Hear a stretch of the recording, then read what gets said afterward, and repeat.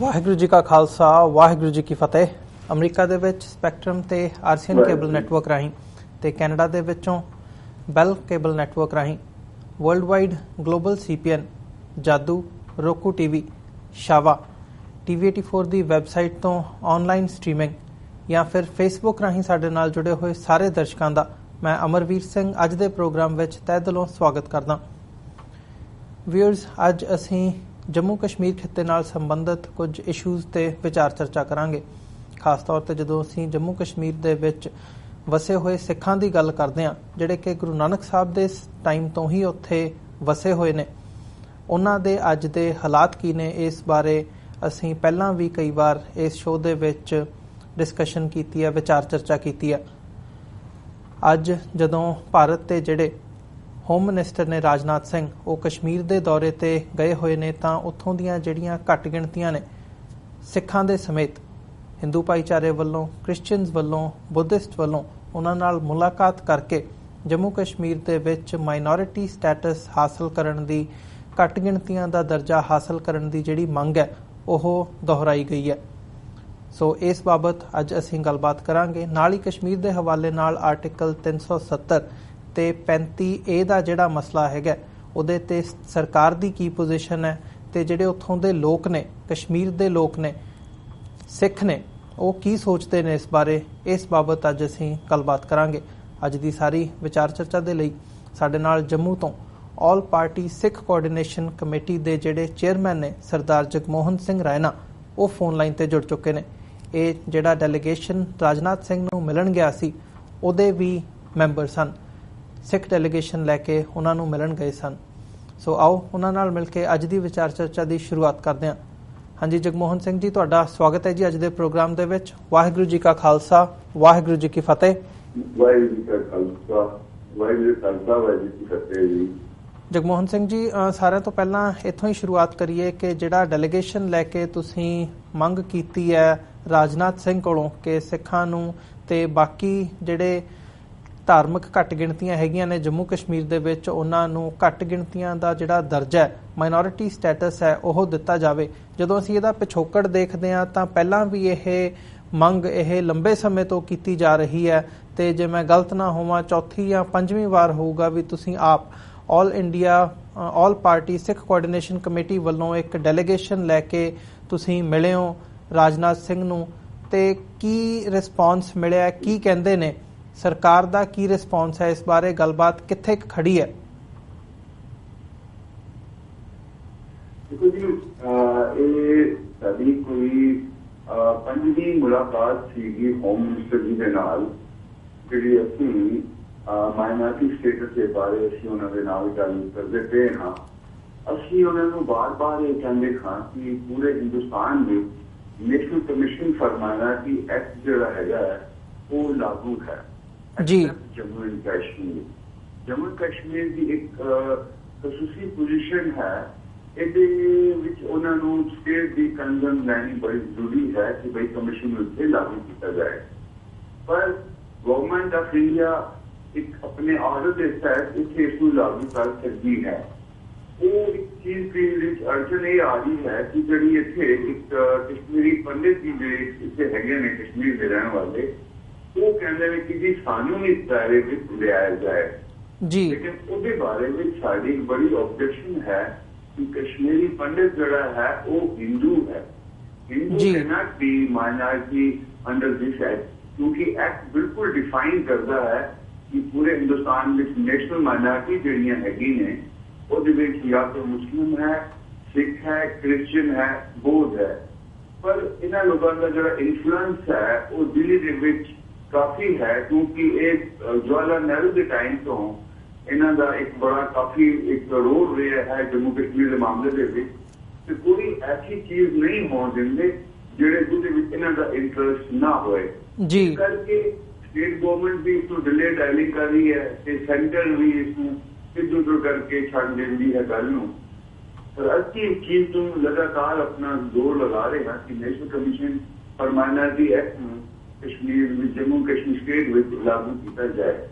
Last time जब chief minister Omar Abdullah थी, वो भी उसी ने किया था कि हमें तो इसको लागू करने में कोई दिक्कत नहीं, लेकिन इसमें कश्मीरी पंडित का एक बहुत अहम रोल है जो इसको नहीं होने देते। ये उमर अब्दुल्ला जी ने इसने किया।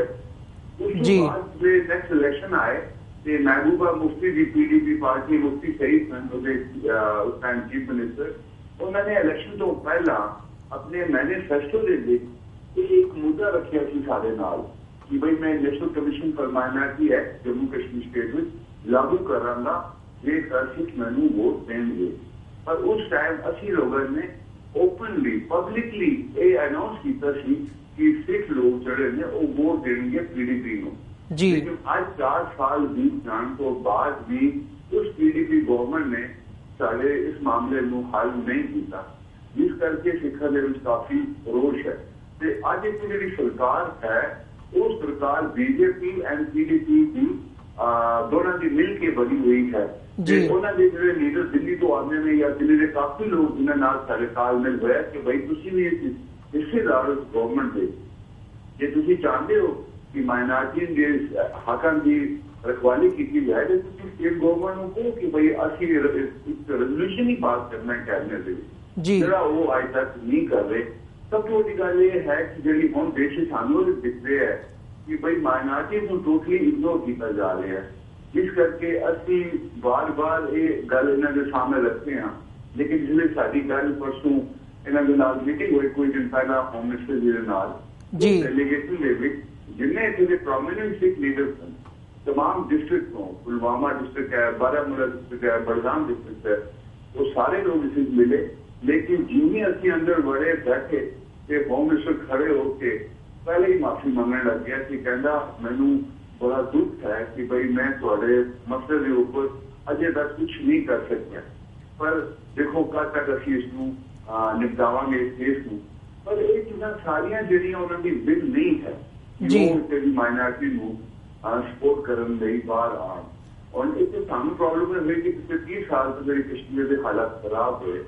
इस हालात के सिख जोड़े 80% सिख थी तो पिंडा में रहता सी, पिंडा में इन्हों की जी बेसिक इनकम सी सोर्स ऑफ इनकम वो सी एग्रीकल्चर एंड हार्टिकल्चर। जी बिल्कुल, इसलिए ये हालत खराब हुए।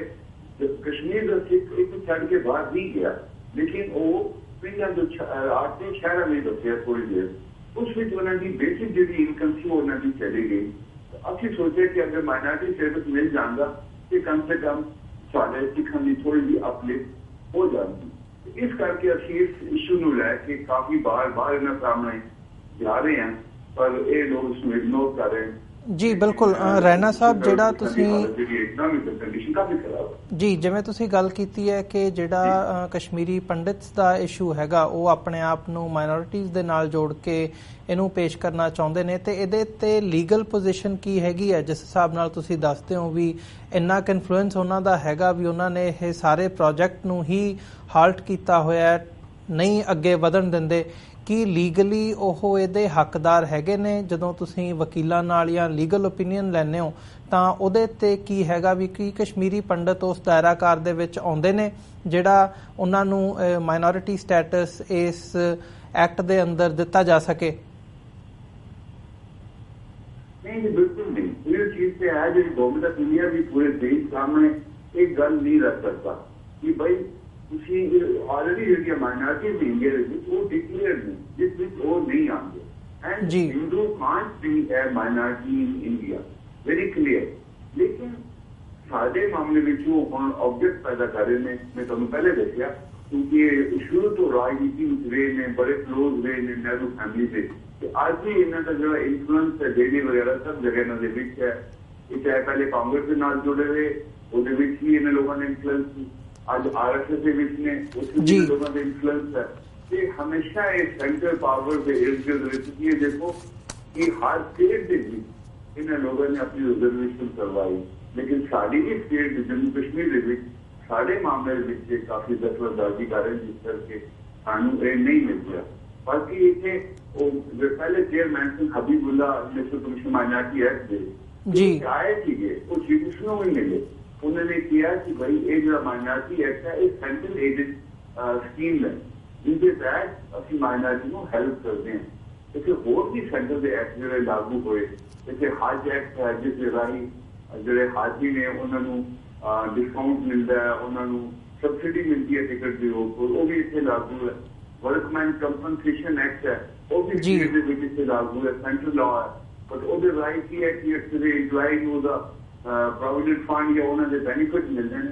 ਮਤਲਬ ਕੋਈ ਵੀ ਸਟੇਟ ਐਕਸਚੇਕਰ ਦੇ ਉੱਪਰ ਸਾਡੇ ਇਸ ਐਕਟ ਦੇ ਆਉਣ ਦੇ ਨਾਲ ਕੋਈ ਨੁਕਸਾਨ ਨਹੀਂ। ਰਾਦਰ ਜਿਹੜਾ ਮਾਈਨੋਰਿਟੀ ਐਕਟ ਦਾ ਫੰਡ ਹੈ ਉਹ ਸਾਰਾ ਇੱਥੇ ਆ ਰਿਹਾ ਜੀ, ਪਿਛਲੇ ਕਈ ਸਾਲਾਂ ਤੋਂ ਆ ਰਿਹਾ, ਲੇਕਿਨ ਉਹ ਸਾਰਾ ਫੰਡ ਜਿਹੜਾ ਹੈ ਉਹ ਇੱਥੇ ਮੈਜੋਰਟੀ ਲੈ ਰਹੀ ਹੈ। ਬਟ ਇਸ ਦੇ ਐਕਟ ਦੇ ਆਉਣ ਦੇ ਨਾਲ ਮੈਜੋਰਟੀ ਉਹ ਫੰਡ ਨਹੀਂ ਲੈ ਸਕਦੀ, ਉਹ ਮਾਈਨੋਰਿਟੀ ਨੂੰ ਮਿਲੇਗਾ। ਜਿਸ ਤਰ੍ਹਾਂ ਅਸੀਂ ਪੰਜਾਬ ਦੀ ਗੱਲ ਕਰੀਏ, ਪੰਜਾਬ ਦੇ ਵਿੱਚ ਜਿਹੜਾ ਸਿੱਖ ਜਿਹੜਾ ਹੈਗਾ ਉਹ ਨੈਸ਼ਨਲ ਲੈਵਲ ਦੇ ਉੱਪਰ ਮਾਈਨੋਰਿਟੀ ਵਿੱਚ ਹੈ ਜੀ। ਪੰਜਾਬ ਦੇ ਵਿੱਚ ਦੇ ਆਰ ਇਨ ਮੈਜੋਰਿਟੀ, ਉਹ ਇਸ ਐਕਟ ਦਾ ਬੈਨੀਫਿਟ ਨਹੀਂ ਲੈ ਸਕਦੇ। ਸਿਮਿਲਰਲੀ ਜਿਹੜਾ ਮੈਜੋਰਿਟੀ ਮੁਸਲਿਮ ਹੈ ਉਹ ਇਸ ਐਕਟ ਦਾ ਬੈਨੀਫਿਟ ਨਹੀਂ ਲੈ ਸਕਦੇ। तो वेस्टर्न इंटरेस्ट डेवलप ने इसे लोगों ने जिस करके वो इस एक्ट में इसे लागू नहीं होंगे जी। रैना साहब इसे दे नाल ਅਸੀਂ ਆਪਣੇ ਅਗਲੇ ਇਸ਼ੂ ਦੇ ਵੱਲ ਚੱਲੀਏ। ਜਦੋਂ ਅਸੀਂ ਕਸ਼ਮੀਰ ਨੂੰ ਡਿਫਰੈਂਟ ਇੱਕ ਸਟੇਟਸ ਦੀ ਗੱਲ ਕਰਦੇ ਹਾਂ, ਜਿਵੇਂ ਤੁਸੀਂ ਵੀ ਮੈਂਸ਼ਨ ਕੀਤਾ ਵੀ ਜਿਹੜਾ ਨੈਸ਼ਨਲ ਕੋਈ ਐਕਟ ਪਾਸ ਹੁੰਦਾ ਉਹ ਕਸ਼ਮੀਰ ਦੀ ਅਸੈਂਬਲੀ ਦੀ ਕੰਸੈਂਟ ਤੋਂ ਬਿਨਾਂ ਉੱਥੇ ਨਹੀਂ ਲਾਗੂ ਕੀਤਾ ਜਾ ਸਕਦਾ। ਧਾਰਾ 370 ਹੋਵੇ ਜਾਂ ਧਾਰਾ 35A ਦੀ ਅਸੀਂ ਗੱਲ ਕਰੀਏ ਤਾਂ ਜਿਹੜੀ ਬੀਜੇਪੀ ਗਵਰਨਮੈਂਟ ਹੁਣ ਆਈ ਹੈ ਹੋਂਦ ਦੇ ਵਿੱਚ 2014 ਦੇ ਵਿੱਚ, ਇਹਨਾਂ ਦਾ ਪਹਿਲਾਂ ਤੋਂ ਹੀ ਸਟੈਂਡ ਰਿਹਾ ਵੀ ਅਸੀਂ ਜਿਹੜੀ ਆਰਟੀਕਲ 370 ਹੈ ਤੇ 35A ਹੈ ਇਹਨਾਂ ਨੂੰ ਖਤਮ ਕਰਨਾ, ਇਹਨਾਂ ਨੂੰ ਰਿਪੀਲ ਕਰਨਾ। ਤੇ ਇਹਦੇ ਤੇ ਉਮਰ ਅਬਦੁੱਲਾ ਵੱਲੋਂ ਵੀ ਉਹ ਕੀਤਾ ਗਿਆ ਕਿ ਜਿਹੜਾ ਸੈਂਟਰ ਹੈ ਉਹ 35A ਦੇ ਉੱਪਰ ਸਪਸ਼ਟਤਾ ਦੇ ਨਾਲ ਸਟੈਂਡ ਲਏ, ਉਹਦੇ ਹੱਕ ਦੇ ਵਿੱਚ ਸਟੈਂਡ ਲਏ ਕਿ ਨਹੀਂ ਹੋਣਾ ਚਾਹੀਦਾ। ਮਹਿਬੂਬਾ ਮੁਫਤੀ ਵੱਲੋਂ ਵੀ ਪਿਛਲੇ ਦਿਨਾਂ ਦੇ ਵਿੱਚ ਇਹ ਗੱਲ ਕਹੀ ਗਈ ਸੀ ਕਿ ਜੇ ਐਦਾਂ ਨਹੀਂ ਹੁੰਦਾ ਜਾਂ ਇਹ ਖਤਮ ਕੀਤੇ ਜਾਂਦੇ ਨੇ ਤਾਂ ਕਸ਼ਮੀਰ ਜਿਹੜਾ ਹੈਗਾ ਉਹ ਕਸ਼ਮੀਰ ਦੇ ਵਿੱਚ ਭਾਰਤ ਦਾ ਝੰਡਾ ਫੜਨ ਵਾਲਾ ਵੀ ਕੋਈ ਨਹੀਂ ਰਹੇਗਾ। So as a Sikh, as a minority in Jammu and Kashmir, ਤੁਸੀਂ ਜਦੋਂ ਆਬਜ਼ਰਵ ਕਰਦੇ ਹੋ ਗਰਾਊਂਡ ਲੈਵਲ ਦੇ ਉੱਪਰ ਤਾਂ ਜਿਹੜਾ ਇਹ ਸਰਕਾਰ ਦਾ ਰਵੱਈਆ ਹੈਗਾ ਇਸ ਐਕਟ ਦੇ ਪ੍ਰਤੀ, 35A ਦੇ ਪ੍ਰਤੀ, ਆਰਟੀਕਲ 370 ਦੇ ਪ੍ਰਤੀ, ਉਹਨੂੰ ਕਿਵੇਂ ਦੇਖਦੇ ਹੋ ਤੇ ਲੋਕਾਂ ਦੇ ਵਿੱਚ ਜਦੋਂ ਵਿਚਰਦੇ ਹੋ ਤਾਂ ਲੋਕਾਂ ਦੀ ਕੀ ਆਵਾਜ਼ ਹੈਗੀ ਹੈ ਇਸ ਬਾਰੇ? देखो जी, ਜਿਹੜੀ बीजेपी सरकार है ਇਹਦਾ ਪਿਛਲੇ 60 ਸਾਲ ਤੋਂ ਇੱਕ ਮੁੱਦਾ ਰਿਹਾ ਹੈ ਪੂਰੇ ਦੇਸ਼ ਵਿੱਚ। ਇਹ ਕਹਿੰਦੀ ਆਈ ਹੈ ਕਿ ਬਈ ਜਿਸਲੇ ਅਸੀਂ ਪਾਵਰ ਵਿੱਚ ਆਵਾਂਗੇ ਅਸੀਂ ਆਰਟੀਕਲ 370 ਨੂੰ ਖਤਮ ਕਰ ਦਿਆਂਗੇ ਕਿ ਜੰਮੂ ਕਸ਼ਮੀਰ ਸਟੇਟ ਨੂੰ ਬਿਲਕੁਲ ਹੀ ਭਾਰਤ ਦੀ ਸਰਕਾਰ ਦੇ ਨਾਲ ਜੋੜ ਦਿਆਂਗੇ ਜੀ। ਐਸੀ ਕੋਈ ਗੱਲ ਨਹੀਂ ਕਿ ਇਹ ਜੁੜਿਆ ਨਹੀਂ ਹੈ, ਪਰ ਜਿਸਲੇ ਇੱਕ ਐਗਰੀਮੈਂਟ ਹੋਇਆ ਸੀ Delhi agreement government of India के शेख अब्दुल के नाल 26 जुलाई 1952 उस टाइम भी ये चीज़ें बड़ी साफ सन, ये बड़ी इससे लिमिटेड कंट्रोल होएगा कुछ चीज़ें जो प्रत्येक चीज़ें उस टाइम से जी। उस टाइम को लेके आज तक ये लोग इतने चाहते हैं कि बड़ी बीजेपी की अच्छी किस तरीके नाले सारे जो स्पेशल स्टेटस है वो खत्म कर देंगे जम्मू कश्मीर का। पर यदि एक इंपॉर्टेंस है, एक लोगों के नाल बड़ी बाइंडिंग है, लोग इसको फंडामेंटल तौर पर लेते हैं, लेकिन इसको खत्म करने की जी गल हुई है इन्होंने किसी एजेंसी कोई NGO है जिसने केस फाइल किया 35A को खत्म कर देंगे जी। लेकिन उसे खत्म करने की आवाज तो बाद जम्मू कश्मीर के लोगों का डिवीजन सीगा, क्योंकि 2 प्रोविंस ने, एक कश्मीर प्रोविंस है एक जम्मू प्रोविंस है। जम्मू प्रोविंस भी काफी एक मेजोरिटी जी है उन्होंने लोगों वो सारे इकट्ठे हो गए। कश्मीर के गल एक अफेक्टिव है कि जम्मू कश्मीर के लोग सारे ज्वाइंट हो गए कि भी अच्छी इशू खत्म नहीं होने देंगे जी। तो कभी ये जो है एक स्पेशल स्टेटस हो गया, एक स्पेशल स्टेटस राही परमानेंट एक रेजिडेंट सर्टिफिकेट होता है। जो भी जम्मू कश्मीर का वासी है वो स्टेट सब्जेक्ट के राही किसी स्पेशल जॉब या इतने की प्रॉपर्टी करी लै सकता है। आउटसाइडर को इतने ना प्रॉपर्टी लैंड का एक कानून है और ना उसकी जमीन लै सकता है जी। तो ये 35A जो है इसी के तहत उसको एक स्पेशल स्टेटस मिलेगा इसके रेजिडेंट आदमी, जिस करके वो इसको प्रोटेक्ट कर रहे हैं कि भाई अगर आर्टिकल 365A को खत्म कर देंगे इससे कोई भी बाहर का आदमी आके से बच जाएगा या कोई भी बाहर का आदमी आके से जमीन लै लेगा जी। है कि डेमोक्रेसी जी है वो चेंज होगी, वो कश्मीर के लोगों के एक बड़ी ਫਿਕਰ ਦੀ ਗੱਲ ਹੈਗੀ ਹੈ।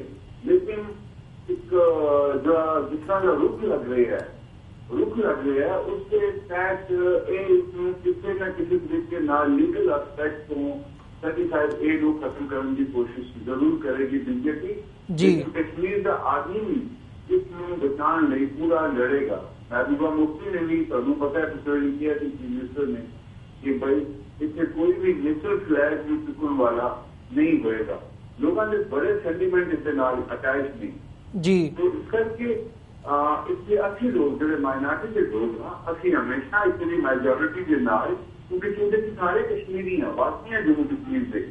ਜੀ ਬਿਲਕੁਲ 1927 ਦੇ ਵਿੱਚ ਮਹਾਰਾਜਾ ਟਾਈਮ ਦੇ ਵਕਤ, ਗੁਲਾਬ ਸਿੰਘ ਦੇ ਵਕਤ ਜਿਸਲੇ ਟੀਮ ਬਣੀ ਸੀ ਮਹਾਰਾਜਾ ਹਰੀ ਸਿੰਘ ਦੇ ਅੰਦਰ, ਉਸ ਟੀਮ ਦੇ ਵਿੱਚ ਜੰਮੂ ਦੇ ਡੋਗਰ ਵੀ ਸਨ, ਕਸ਼ਮੀਰੀ ਪੰਡਿਤ ਵੀ ਸਨ, ਬੁੱਧ ਸਿੰਘ ਤਿਆਗੀ ਸਿੱਖ ਉਹਦੇ ਵਿੱਚ ਮੈਂਬਰ ਸਨ, ਜਿਨ੍ਹਾਂ ਨੇ ਇਸਦਾ ਬੇਸ ਜਿਹੜੀ ਹੈ ਪਰਮਨੈਂਟ ਰੈਜ਼ੀਡੈਂਸ ਸਰਟੀਫਿਕੇਟ ਵਗੈਰਾ ਬਣਾਉਣ ਦੀ ਰੱਖੀ ਸੀ। ਸੋ ਇਸ ਦੇ ਨਾਲ ਹਰ ਕੋਈ ਆਦਮੀ ਜੁੜਿਆ ਹੈ। ਅਲੱਗ ਗੱਲ ਹੈ ਕਿ ਅੱਜ ਜੰਮੂ ਦਾ ਆਦਮੀ ਸ਼ਾਇਦ ਬੀਜੇਪੀ ਦੇ ਉਹਦੇ ਵਿੱਚ ਆ ਜਾਏ ਕਿ ਥੋੜਾ ਬਹੁਤ ਇੱਕ ਡਿਫਰੈਂਸ ਉਹਦਾ ਥਾਟ ਬਣ ਜਾਏ ਤੇ ਉਹ ਹੋ ਸਕਦਾ ਹੈ। ਪਰ ਓਵਰਆਲ ਇਸ ਬਣਾਉਣ ਵਿੱਚ ਜ਼ਿਆਦਾ ਰੋਲ ਜਿਹੜਾ ਰਿਹਾ ਉਹ ਜੰਮੂ ਦੇ ਡੋਗਰ ਦਾ ਰਿਹਾ ਹੈ, ਜੰਮੂ ਪੰਡਿਤ ਦਾ ਰਿਹਾ ਹੈ, ਸਿੱਖ ਦਾ ਰਿਹਾ ਹੈ। ਐਸੀ ਕੋਈ ਵੀ ਮੁਸਲਿਮ ਵੀ ਸਨ ਸਾਰੇ ਲੋਕ। ਲੇਕਿਨ ਅੱਜ ਇਹ ਲੋਕ ਇਸ ਪੋਲੀਟੀਕਲ ਐਂਡ ਤੋਂ ਇਹ ਦੇਖਣਾ ਚਾਹੁੰਦੇ ਨੇ ਕਿਉਂਕਿ ਸ਼ਾਇਦ ਬੀਜੇਪੀ ਜਿਹੜੀ ਕਮਿਟਮੈਂਟ ਹੈ ਪੂਰੇ ਦੇਸ਼ ਦੇ ਨਾਲ ਕਿ ਅੱਜ ਤੱਕ ਦੀ ਫੈਸਲੇ ਨੂੰ ਖਤਮ ਕਰਾਂਗੇ, ਉਹ ਅਗਲੇ ਇਲੈਕਸ਼ਨ 2019 ਦਾ ਇਲੈਕਸ਼ਨ ਹੋ ਰਿਹਾ ਜਿਸ ਉਹਦੇ ਵਿੱਚ ਸ਼ਾਇਦ ਦੇਸ਼ ਨੂੰ ਦੱਸਣਗੇ ਸੈਂਟੀਮੈਂਟ ਬਣਾਉਣ ਲਈ ਜਿਸ ਵਾਰ ਕਿ ਅੱਜ ਤੱਕ ਦੀ ਫੈਸਲੇ ਖਤਮ ਕਰ ਦਿੱਤਾ ਹੈ। ਬਸ ਐਸੇ ਗੱਲ ਕਰਨ ਦੇ ਨਾਲ ਜੰਮੂ ਕਸ਼ਮੀਰ ਦੇ ਵਿੱਚ ਜਿਹੜੀ ਅੱਗ ਆਲਰੇਡੀ ਲੱਗੀ ਹੋਈ ਹੈ ਇਹ ਉੱਪਰ ਪੈਟਰੋਲ ਦਾ ਕੰਮ ਕਰੇਗੀ ਤੇ ਬੜਾ ਮੁਸ਼ਕਿਲ ਹੋਏਗਾ ਜੀ। ਜਿਵੇਂ ਤੁਸੀਂ ਅੰਤ ਦੇ ਵਿੱਚ ਕਿਹਾ ਕਿ ਇਹ ਕੋਸ਼ਿਸ਼ ਕਰ ਸਕਦੇ ਆ 2019 ਦੀਆਂ ਚੋਣਾਂ ਦੇ ਮੱਦੇਨਜ਼ਰ ਪੋਲਰਾਈਜੇਸ਼ਨ ਦੇ ਤੌਰ ਤੇ ਨੂੰ ਇਸ ਇਸ਼ੂ ਨੂੰ ਵਰਤਿਆ ਜਾ ਸਕਦਾ, ਪਰ ਜਿਹੜਾ ਕਸ਼ਮੀਰ ਦਾ ਸਿੱਖ ਹੈਗਾ ਜਾਂ ਮਾਈਨੋਰਿਟੀਜ਼ ਨੇ ਜਾਂ ਕੋਈ ਵੀ ਵਸਿੰਦਾ ਹੈ ਉਹ ਨਹੀਂ ਚਾਹੁੰਦਾ ਕਿ ਇਹ ਜਿਹੜੇ ਸਪੈਸ਼ਲ ਸਟੇਟਸ ਕਸ਼ਮੀਰ ਲੋਕਾਂ ਨੂੰ ਦਿੱਤਾ ਹੋਇਆ, ਕਸ਼ਮੀਰ ਨੂੰ ਦਿੱਤਾ ਹੋਇਆ, ਉਹ ਨਹੀਂ ਖਤਮ ਹੋਣਾ ਚਾਹੀਦਾ। ਜੇ ਇੱਦਾਂ ਹੁੰਦਾ ਜਾਂ ਇੱਦਾਂ ਦੀ ਕੋਈ ਸਿਚੁਏਸ਼ਨ ਬਣਦੀ ਹੈ ਤਾਂ ਐਜ਼ ਅ ਕੌਨਸੀਕੁਐਂਸ ਅਸੀਂ ਕੀ ਦੇਖ ਸਕਦੇ ਹਾਂ ਕਿ ਕੀ ਤੁਸੀਂ ਦੇਖਦੇ ਹੋ ਕਿ ਆਉਣ ਵਾਲੇ ਸਮੇਂ ਦੇ ਵਿੱਚ ਜੇ ਬੀਜੇਪੀ ਸਰਕਾਰ ਜਿਹੜੀ ਹੈਗੀ ਆ ਉਹ ਕੋਸ਼ਿਸ਼ ਕਰਦੀ ਹੈ ਤਾਂ ਉਹਦਾ ਰਿਜ਼ਲਟ ਕੀ ਨਿਕਲ ਸਕਦਾ ਹੈ? ਮੈਂ ਉਹ ਕਹਿ ਰਿਹਾ ਕਿ ਅਜੇ ਪਿਛਲੇ ਕਈ ਸਾਲਾਂ ਤੋਂ ਇੱਥੇ ਇੱਕ ਮਿਲੀਟੈਂਸੀ ਦਾ ਜਿਹੜਾ ਹੈ ਕਾਫੀ ਇੱਕ ਗਲਬਾ ਹੈਗਾ ਪੂਰੇ ਸਟੇਟ ਦੇ ਉੱਪਰ, ਕਿਉਂਕਿ ਅੱਜ ਵੀ ਰੋਜ਼ ਸੁਣਦੇ ਹੋਗੇ ਕਿ ਹਰ ਜਗ੍ਹਾ ਆਪਰੇਸ਼ਨ ਹੁੰਦੇ ਨੇ, ਲੋਕ ਛੋਟੇ ਬੱਚੇ ਪੱਥਰ ਚੁੱਕੇ ਸਿਕਿਉਰਿਟੀ ਫੋਰਸਿਸ ਨਾਲ ਲੜਦੇ ਨੇ ਇਸ਼ੂ ਦੇ ਉੱਪਰ। ਲੇਕਿਨ ਇਸ ਇਸ਼ੂ ਦੇ ਨਾਲ ਇੱਥੇ ਦੀ ਜਿਹੜੀਆਂ ਨੈਸ਼ਨਲ ਫੋਰਸਿਸ ਨੇ ਜਿਹੜੀਆਂ ਮਤਲਬ ਅਮੰਗ ਦਾ ਕਸ਼ਮੀਰੀ ਉਹ ਵੀ ਇਹਦੇ ਅਗੇਂਸਟ ਹੋ ਜਾਣਗੀਆਂ। ਤੇ ਮੈਨੂੰ ਨਹੀਂ ਲੱਗਦਾ ਕਿ ਇਹਨਾਂ ਕੋਲ ਕੋਈ ਜਿਹੜਾ ਮਹਿਬੂਬਾ ਦਾ ਇੱਕ ਰੇਸ ਕੀਤਾ ਕਿ ਕੋਈ ਹਿੰਦੁਸਤਾਨ ਦਾ ਫਲੈਗ ਚੁੱਕਣ ਵਾਲਾ ਨਹੀਂ ਹੋਏਗਾ, ਕਿਉਂਕਿ ਇੰਨੀ ਬੜੀ ਮੈਜੋਰਟੀ ਦੇ ਵਿੱਚ ਕੋਈ ਆਦਮੀ ਨਹੀਂ ਚਾਹੁੰਦਾ ਇੱਥੇ ਕਿ ਬਈ ਇਹਨਾਂ ਦਾ ਸਪੈਸ਼ਲ ਸਟੇਟਸ ਵੀ ਇਹਨਾਂ ਕੋਲੋਂ ਲੈ ਜਾਏ ਜੀ। ਕਰਕੇ ਮੈਨੂੰ ਨਹੀਂ ਲੱਗਦਾ ਕਿ ਸਾਹਬ ਇਸਦੇ ਉੱਪਰ ਗਵਰਨਮੈਂਟ ਅਪੀਲ ਕਿਉਂਕਿ ਕੱਲ ਹੋਮ ਮਿਨਿਸਟਰ ਨੇ ਵੀ ਥੋੜਾ ਜਿਹਾ ਦੱਬੀ ਆਵਾਜ਼ ਵਿੱਚ ਕਿਹਾ ਕਿ ਬਈ ਨਹੀਂ ਆਪ ਇਸ ਨਾਲ 35A ਦੇ ਨਾਲ ਕੋਈ ਛੇੜਛਾੜ ਨਹੀਂ ਹੋਏਗੀ। ਉਹ ਜੋ ਸੱਚ ਦਾ ਜ਼ਾਇਰਾ ਹੈ ਸਾਡੇ ਵਿੱਚ, ਕਿਉਂਕਿ ਮੈਂ ਵੀ ਇੱਥੇ ਕਮੇਟੀ ਦਾ ਮੈਂਬਰ ਰਹਾ ਸਿਵਲ ਸੁਸਾਇਟੀ ਦਾ ਜਿਹੜੀ ਅੱਜ ਤੱਕ 35A ਦੇ ਉੱਪਰ ਕੰਮ ਕਰ ਰਹੀ ਹੈ। ਪਰ ਅਸੀਂ ਜਾ ਰਹੇ ਹਾਂ ਡਿਫਰੈਂਟ ਗਰੁੱਪ ਦੇ ਨਾਲ ਮਿਲੇ, ਪਿੱਛੇ ਅਸੀਂ ਫਾਰੂਕ ਅਬਦੁੱਲਾ ਦੀ ਕਾਂਗਰਸ ਨਾਲ ਮਿਲੇ, ਉਹਦੇ ਲੈਜਿਸਲੇਟਰ ਸਨ, ਉਹਨਾਂ ਨੇ ਵੀ ਇਹੀ ਕਿਹਾ ਕਿ ਬਈ ਨਹੀਂ ਅਸੀਂ ਸਾਰੇ ਲੋਕ ਇਸ ਤੇ ਲੜਨ ਲਈ ਤਿਆਰ ਆ। ਉਸ ਤੋਂ ਬਾਅਦ ਜਿਹੜੀ ਕਾਂਗਰਸ ਨੈਸ਼ਨਲ ਪਾਰਟੀ ਹੈ ਉਹ ਵੀ ਇਹੀ ਕਹਿ ਰਹੀ ਹੈ ਕਿ ਬਈ ਨਹੀਂ ਇਸ ਦੇ ਖਿਲਾਫ ਅਸੀਂ ਬਿਲਕੁਲ ਲੜਾਂਗੇ, ਇਕੱਠੇ ਹੋਵਾਂਗੇ। ਅਸੀਂ ਹੋਰ ਕਈ ਗਰੁੱਪਾਂ ਦੇ ਨਾਲ ਇਸ ਮਿਲੇ ਹਾਂ, ਪਰ ਕਿਸੇ ਵੀ ਤਰਫੋਂ ਇੱਕ ਪਰਸਨ ਵੀ ਸਪੋਰਟ ਨਹੀਂ ਹੈ ਜਿਸ ਹਿਸਾਬ ਵਿੱਚ ਉਠਾਇਆ ਗਿਆ ਹੈ। ਜੰਮੂ ਦੇ ਕੁਝ ਲੀਡਰ ਨਾਲ ਵੀ ਗੱਲ ਕੀਤੀ ਹੈ, ਕੋਈ ਜਨਾਬਾਦ ਜੀ ਉੱਥੇ ਵੀ ਜਾ ਰਹੇ ਆ ਤੇ ਉੱਥੇ ਵੀ ਲੋਕ ਜਿਹੜੇ ਸਹਿਮਤ ਨੇ ਉਹਨਾਂ ਨੂੰ ਪਤਾ ਹੈ ਕਿ ਬਈ ਜਿਹੜੇ ਵੀ ਅਗਲੇ ਆਰਟੀਕਲ ਨੂੰ ਇਸਨੂੰ ਖਤਮ ਕਰਦੇ ਨੇ ਤੇ ਫਲੈਟ ਬਿਲਕੁਲ ਜਾਣਗੇ, ਕਿਉਂਕਿ ਇਹ ਜਿਹੜੀ ਹੈ ਇਕਨੋਮਿਕਲੀ ਬੈਕਵਰਡ ਸਟੇਟ ਹੈ, ਨਾਨ ਇੰਡਸਟਰੀਅਲ ਸਟੇਟ ਹੈ, ਇਹਨੂੰ ਪ੍ਰੋਟੈਕਸ਼ਨ ਚਾਹੀਦੀ ਹੈ। ਜਿਹੜੇ ਪੁਰਾਣੇ ਸਾਰੇ ਲੋਕ ਸੰਸੀਕਤ ਉਹਨਾਂ ਨੇ ਇਹ ਸਾਰੀ ਸਪੀਕਿੰਗ ਯੂਨੀਅਨ ਇਕਨੋਮਿਕਲ ਕੰਡੀਸ਼ਨ ਨੂੰ ਰੱਖਦੇ ਹੋਏ ਪ੍ਰੋਟੈਕਸ਼ਨ ਦਿੱਤੀ ਦੀ ਹੈ। ਬਟ ਅਗਰ ਜੇ ਆਰਟੀਕਲ 350 ਜਿਹੜਾ ਉਹ ਜਾਣਦਾ ਹੈ ਜਿਸ ਤਰੀਕਾ ਬਣ ਰਿਹਾ ਹੈ ਤੇ ਇਸ ਦੀ ਹਾਲਤ ਬੜੀ ਮਾੜੀ ਹੋ ਜਾਏਗੀ। कि बाहर का इंडस्ट्रियलिस्ट या बाहर का जो आदमी है वो इसकी जमीन इसकी जगह भी पकड़ने की कोशिश करेगा। आई हैव रेड समवेयर इसलिए महाराजा सीधा महाराजा को भी डर सीगा उस टाइम से।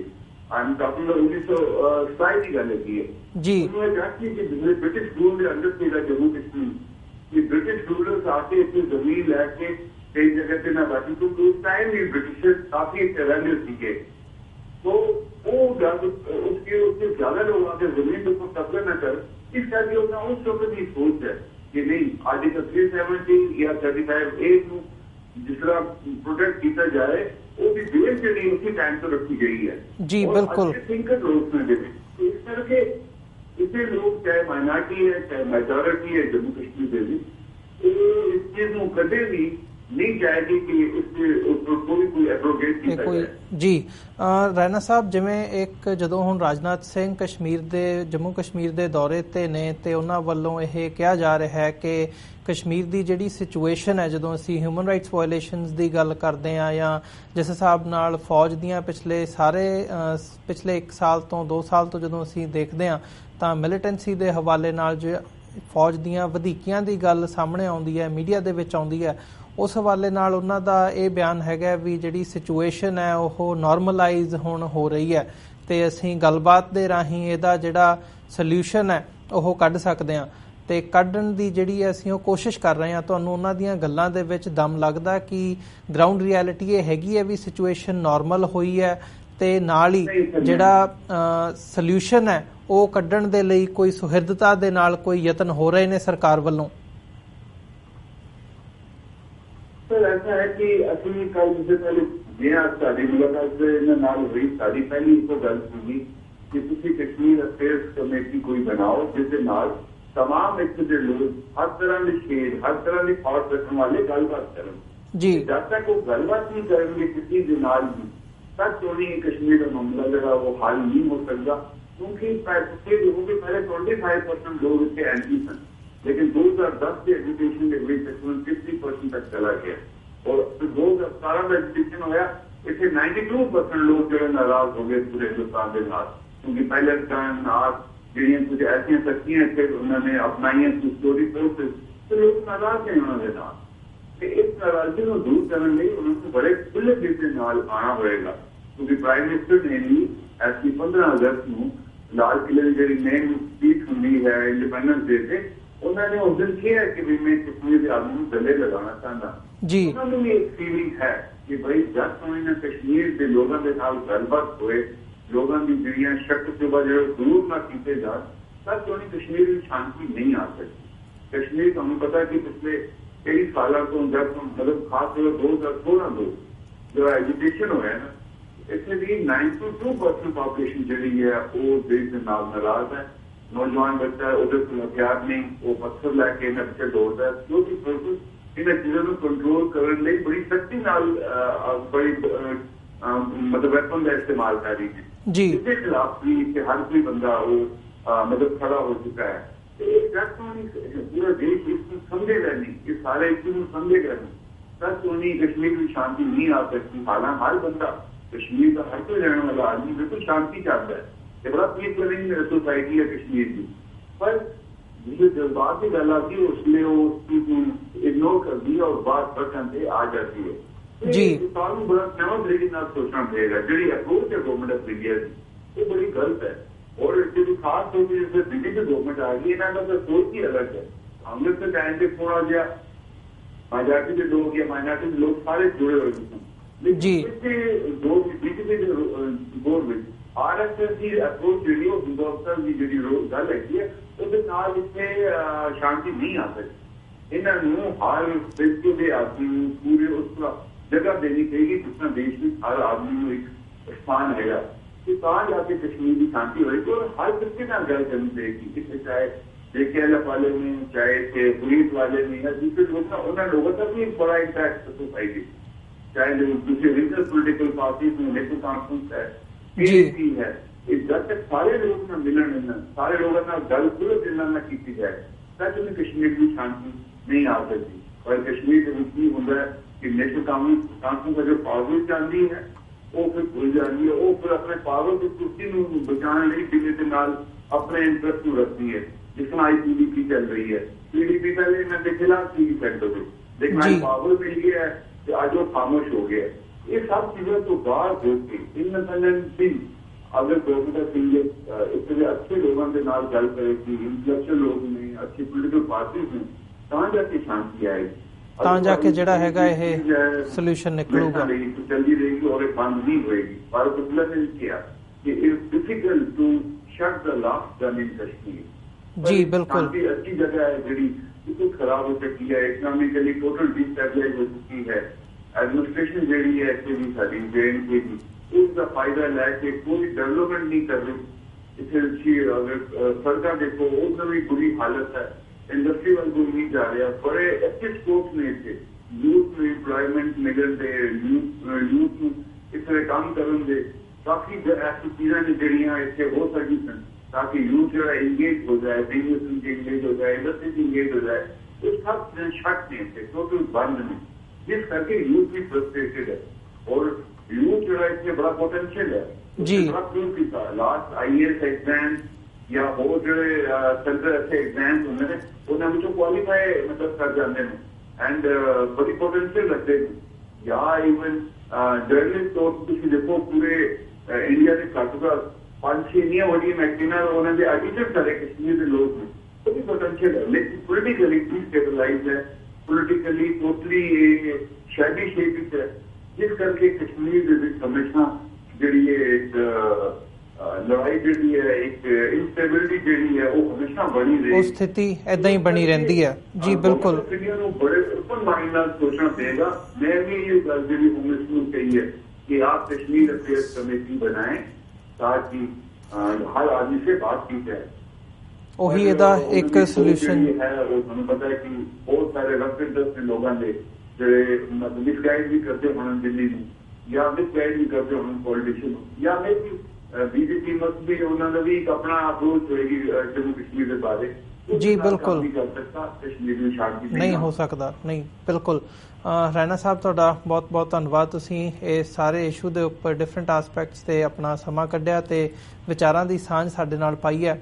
ਅੱਜ ਦੇ ਸ਼ੋਅ ਦੇ ਵਿੱਚ ਇੱਥੇ ਹੀ ਇਜਾਜ਼ਤ ਚਾਹਾਂਗੇ ਜੀ ਤੁਹਾਡੇ ਕੋਲੋਂ। ਬਹੁਤ ਬਹੁਤ ਧੰਨਵਾਦ ਤੁਹਾਡਾ। ਵਾਹਿਗੁਰੂ ਜੀ ਕਾ ਖਾਲਸਾ, ਵਾਹਿਗੁਰੂ ਜੀ ਕੀ ਫਤਿਹ ਜੀ। ਵਾਹਿਗੁਰੂ ਜੀ ਕੀ ਫਤਿਹ ਜੀ। ਵਿਊਅਰਸ, ਉਮੀਦ ਕਰਦੇ ਹਾਂ ਕਿ ਜਿਹੜੀ ਅੱਜ ਦੀ ਸਾਡੀ ਗੱਲਬਾਤ ਸੀ ਜੰਮੂ ਕਸ਼ਮੀਰ ਦੇ ਇਸ਼ੂ ਦੇ ਉੱਪਰ ਆਲ ਪਾਰਟੀ ਸਿੱਖ ਕੋਆਰਡੀਨੇਸ਼ਨ ਕਮੇਟੀ ਦੇ ਜਿਹੜੇ ਚੇਅਰਮੈਨ ਨੇ ਸਰਦਾਰ ਜਗਮੋਹਨ ਸਿੰਘ ਰੈਣਾ ਦੇ ਨਾਲ, ਉਹ ਤੁਹਾਨੂੰ ਪਸੰਦ ਆਈ ਹੋਵੇਗੀ। ਇਸੇ ਦੇ ਨਾਲ ਅਸੀਂ ਜਾਂਦੇ ਜਾਂਦੇ ਤੁਹਾਡੇ ਚਰਨਾਂ ਦੇ ਵਿੱਚ ਬੇਨਤੀ ਵੀ ਕਰਦੇ ਹਾਂ ਕਿ TV84 ਨੂੰ ਅੱਗੇ ਵਧਾਉਣ ਦੇ ਲਈ, ਚੱਲਦਾ ਰੱਖਣ ਦੇ ਲਈ ਸਾਨੂੰ ਤੁਹਾਡੀ ਸਹਾਇਤਾ ਦੀ ਲੋੜ ਹੈ। ਸਾਨੂੰ ਡੋਨੇਸ਼ਨਸ ਭੇਜਣ ਦੇ ਲਈ ਤੁਸੀਂ ਸਾਡੀ ਵੈਬਸਾਈਟ www.tv84.tv ਤੇ ਜਾ ਕੇ ਆਪਣੇ ਕ੍ਰੈਡਿਟ ਕਾਰਡ, ਡੈਬਿਟ ਕਾਰਡ ਦੇ ਥਰੂ ਸਾਨੂੰ ਡੋਨੇਟ ਕਰ ਸਕਦੇ ਹੋ ਤੇ ਮੰਥਲੀ ਡੋਨੇਸ਼ਨਸ ਦੇ ਲਈ ਪਲੈਜ ਕਰ ਸਕਦੇ ਹੋ। ਜੇ ਚੈੱਕ ਰਾਹੀਂ ਡੋਨੇਟ ਕਰਨਾ ਚਾਹੁੰਦੇ ਹੋ ਤਾਂ TV84 ਦੇ ਨਾਮ ਦਾ ਚੈੱਕ ਬਣਾ ਕੇ ਸਾਨੂੰ ਸਾਡੇ ਐਡਰੈਸ ਤੇ ਤੁਸੀਂ ਭੇਜ ਸਕਦੇ ਹੋ। 3601 37th Avenue, Long Island City, New York 11101। Website ਹੈਗੀ ਹੈ www.tv84.tv। ਵਿਊਅਰਸ, ਇਸੇ ਦੇ ਨਾਲ ਅਸੀਂ ਅੱਜ ਦਾ ਪ੍ਰੋਗਰਾਮ ਇੱਥੇ ਹੀ ਸਮਾਪਤ ਕਰਦੇ ਹਾਂ। ਕੱਲ੍ਹ ਨੂੰ ਦੁਬਾਰਾ ਤੁਹਾਡੇ ਨਾਲ ਫਿਰ ਮੁਲਾਕਾਤ ਹੋਵੇਗੀ। ਇਜਾਜ਼ਤ ਦਿਓ ਜੀ। ਵਾਹਿਗੁਰੂ ਜੀ ਕਾ ਖਾਲਸਾ, ਵਾਹਿਗੁਰੂ ਜੀ ਕੀ ਫਤਿਹ।